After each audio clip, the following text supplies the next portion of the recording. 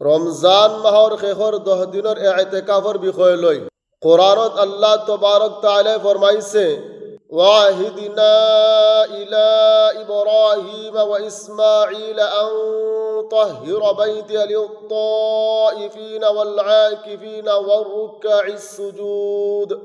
और हमने इब्राहिम और इस्माइल अलैहिस्सलाम को हुक्म दिया कि वह दोनों मेरे घर को पाक साफ करे, तौफ करने वालों, एतिकाफ करने वालों और रुकू और सजदा करने वालों के लिए।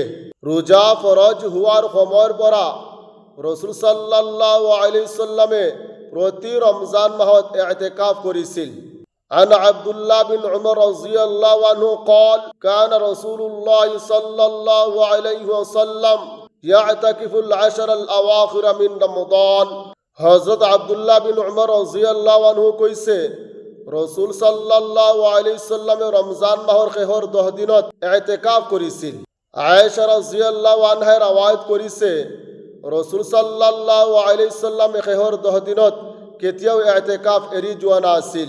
عن عائشة رضي الله عنها زوج النبي صلى الله عليه وسلم أن النبي صلى الله عليه وسلم كان يعتكف العشر الأواخر من رمضان حتى توفاه الله।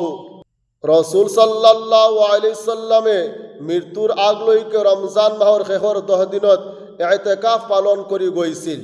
রমজানৰ শেষৰ 10 দিনত যিয়ে ইতিকাফ কৰিব তেওঁক 2টা হজ আৰু 2টা উমৰাৰ সওয়াব দিয়া হ'ব।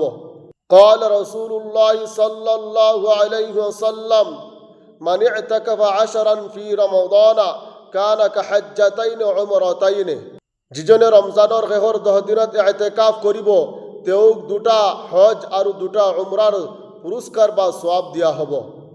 প্ৰতিটো সমাজত কমাজ কম এজন মানুহে ইতিকাফ কৰা সুন্নতে মুআক্কাদা আলাল কিফায়া বুলি কোৱা হয়। যদি কোনো এজনে নকৰে তেনেহলে গোটেই সমাজৰ মানুহৰ ওপৰত গুনাহৰ ভাৰ পৰিব।